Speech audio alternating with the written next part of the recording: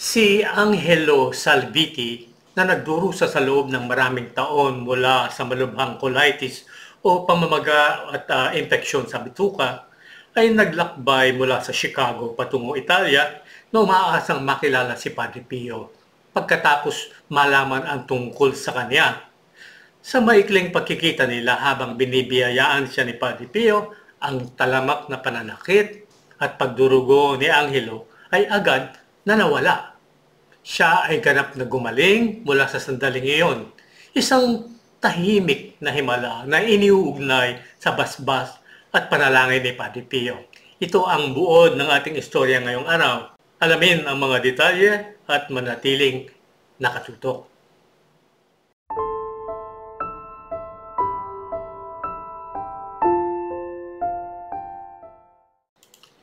Noong 1945, na ospital si Angelo Salviti ng Chicago, Illinois sa Estados Unidos at natuklasan na may malubhang colitis. Ang kanyang pamamalagi sa ospital ay tumagal ng 2 buwan. Sa susunod na 8 taon, siya ay patuloy na labas-masok sa ospital para sa kanyang talamak at malubhang kondisyon. Ang colitis ay naging sanhi ng matinding pananakit ng tiyan ni Angelo, pati na rin ang pagdurugo at matinding panghihina. Hindi karaniwan para kay Angelo ang pagdurugo ng 10 beses sa isang araw at madalas ay higit pa. Isang linggo sa parokya ni Angelo, isang presentasyon tungkol kay Padre Pio ang binigay pagkatapos ng misa sa bulwagan ng simbahan. Si Padre Charles Carty na sumulat ng isang tanyag na talambuhay ni Padre Pio ang panauhing tagapagsalita. Bilang karagdagan sa kanyang talumpati tungkol kay Padre Pio, nagbigay si Padre Carty ng isang slideshow presentation na naglalaman ng maraming larawan ni Padre Pio. Dumalo si Angelo sa pagtatanghal at labis itong nasiyahan. Ang pag-aaral tungkol kay Padre Pio ay nagbigay sa kanya ng malaking pagnanais na bisitahin ang monasteryo ng Our Lady of Grace sa San Giovanni Rotondo. Napagpasyahan niyang subukang mag-ipon ng maraming pera hanggat maaari upang makapaglakbay patungo roon. Sa pagtatapos ng presentasyon ni Padre Carty, si Angelo ay nagdasal ng tahimik sa Diyos na humihiling sa kanya ng pagpalain ng kanyang pagnanais na makilala si Padre Pio. Nang makaipon si Angelo ng kinakailangang pera at pondo, nagsimula siyang maghanda para sa paglalakbay. Gayunpaman, hindi inisip ng kanyang malalapit na kaibigan at mga kasama na magandang ideya ang maglakbay siya ng ganoong katagal. Mas madalas magkasakit si Angelo kaysa manatili sa maayos na kalagayan. Sa loob ng maraming taon, dumanas siya ng malalang sakit at pagkapagod dahil sa colitis. Nalaban ng kanyang mga kaibigan na hindi maganda para sa kanya na may marupok na kalagayan na maglakbay. Gayunpaman, wala silang masabi na makapagpigil sa kanyang mga plano. Pagdating ni Angelos at ng kanyang asawa sa Italia, binisita nila ang ilan sa mga miyembro ng kanilang pamilya doon bago pumunta sa San Giovanni Rotondo. Nakatagpo si Angelo ng isang kaibigan mula sa kanyang mga taon ng pag-aaral, isang babae na nagngangalang Filomena Cipolla. Sa nangyari, malaki ang debosyon ni Filomena kay Padre Pio. Sumulat siya ng isang liham ng pagpapakilala para kay Angelo at sinabihan siyang ibigay ito sa isang lalaking nagngangalang Nicolino Coccomazzi pagdating niya sa San Giovanni Rotondo. Si Nicolino ay kaibigan ni Filomena at na makakahanap siya ng hotel para kay Angelo at sa kanyang asawa sa kanilang pagbisita. Kinagabihan ay dumating si Angelo at ang kanyang asawa sa San Giovanni Rotondo. Madali nilang nahanap si Nicolino at ibinigay sa kanya ang liham ng pagpapakilala. Hindi ito alam ni Angelo, ngunit binanggit ni Filomena kay Nicolino sa liham na si Angelo ay lubhang may karamdaman at nangangailangan ng mga panalangin ni Padre Pio. Kitang-kita niya sa itsura ni Angelo na isa itong may sakit na lalaki. Matapos makahanap ng matutuluyan si Nicolino para kay Angelo at sa kanyang asawa, sinabi niya kay Angelo na gusto niyang dalhin siya sa monasteryo ng Our Lady of Grace at ipakikilala siya kay Padre Pio. Hindi inaasahan ni Angelo na magkakaroon siya ng pribadong pagkikita kasama si Padre Pio. Halos hindi siya makapaniwala sa kanyang magandang kapalaran. Nang pumasok si Angelo sa monasteryo kasama si Nicolino, napansin niya ang isang kahangahangang halimuyak ng pabango sa hangin. Noong panahong yun ay wala siyang kaalam-alam tungkol sa mga halimuyak na nauugnay kay Padre Pio. Dinala ni Nicolino si Angelo sa pribadong kwarto ng monasteryo at kinatok ang pinto ng selda ni Padre Pio. Narinig ni Angelo ang boses ni Padre Pio na inaanyayahan silang pumasok. Bigla siyang napaharap kay Padre Pio. Maingat niyang pinag-aralan ng mga litrato ni Padre Pio sa slideshow presentation ni Father Carti. Ngunit ibang-iba ang karanasang nang makita niya siya ng personal.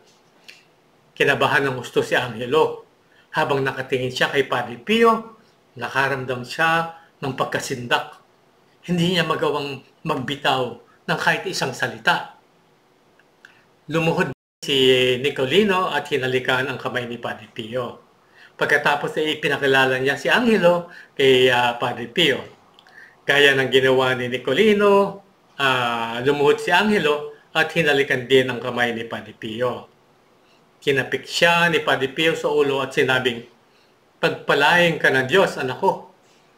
Sa sandaling sinabi ni Padre Pio ang mga salita, nawala ang nag-aapoy na sakit sa tiyan ni Angelo. Bigla siyang nawala ng pananakit pagkatapos dumanas ng masasakit na mga sintomas ng kanyang karamdaman sa loob ng maraming taon. Hindi na siya muling magkakaroon ng panibagong sakit sa kanyang tiyan. Gayun din, hindi na siya nagkaroon ng panibagong pagdurugo. Mula noon, nakakain na siya ng anumang uri ng pagkain na gusto niya ng walang masamang kahihinatnan. Kinakabukasan, nagpasya si Nicolino na bumalik sa monasteryo at kausapin si Padre Pio tungkol kay Angelo. Muli niyang binisita si Padre Pio sa kanyang selda at sinabing, "Padre Pio, dumating si Angelo mula sa Estados Unidos para makipagkita sa iyo. Gusto kanyang makausap, ngunit kinabahan siya nang ipakilala ko siya sa iyo. Dahil doon, hindi siya makapagsalita. Kaya naman bumalik ako. Nais kong hilingin sa iyo na alalahanin mo siya sa iyong mga panalangin. Siya ay nagdusa ng malalang sakit sa loob ng maraming taon. Oo, ipagpapatuloy ko ang pagdarasal kay Angelo," sabi ni Padre Pio. "Matagal ko na siyang pinagdarasal." At iyan po ang istoryang aking nais ihatid sa inyo na naway naibigan po ninyo. At kung naibigan naman po ninyo, huwag po kayong mag-atubiling mag-like, mag-komento at i-share din po ninyo ang video ito bilang suporta sa aming channel. At huwag po ninyong kalimutang mag-subscribe lalo na kayo pong mga bagong tagapanood. Pindutin lang ang subscribe na button sa baba at ang kampanilya sa kanan nito upang maabisuhan namin kayo sa aming mga ilalabas na episodyo sa inaharap. At inaanyayahan ko din po kayo na suportahan kami sa pamamagitan ng paglahok sa aming eksklusibong grupo ng mga buwanang taga-abuloy o nagbibigay ng donasyon na tinatawag na mga alagad sa kalinga ni Padre Pio, kung saan mapapakinabangan po ninyo ang buwanan o lingguhang mga pamisa na ipinagdiriwang sa bansang Pransya at ito po naaayon sa halaga ng inyong buwanang donasyon. Nais ko lang pong liwanagin na ang mga misang po ito ay hindi po para sa mga nangamatay. Ito po ay para sa inyong sariling kapakanan upang makamtan ninyo ang mga grasya ng mga misang ito. Ngunit maaari nyo namang isama sa inyong intensyon ang mga yumaong ninyong mga minamahal sa buhay. Bukod dito, padadalan rin po namin kayo ng binasbasang larawan o medalya ni Padre Pio na ayon sa halaga ng inyong buwan ng donasyon. Ito ay bilang pasasalamat sa inyong paglahok. At paano po ba ang pagbibigay ng donasyon?